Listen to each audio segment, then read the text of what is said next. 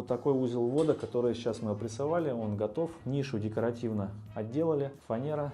Здесь покрытие, здесь сухой сифон для слива кондиционеров, колбы, проточный водонагреватель, 2 контура управления Нептунами для того, чтобы можно было разделить, потому что если, допустим, ставить один пульт управления, сработает контур ГВС-ХВС, перекроется отопление, сработает отопление, перекроется ГВС-ХВС. В нашем случае первый сценарий критичен, в холодное время года, поэтому мы разделили, и они работают параллельно друг от друга, но в мобильном приложении они вместе находятся, поэтому не будет никаких сюрпризов. Далее манометры на входе, манометры на выходе для того, чтобы отслеживать степень забития фильтра в колбе и промывного фильтра. Редукторы давления, краны Авентроп, гребенки фар, фаровские компенсаторы гидроударов. Также есть аэратор.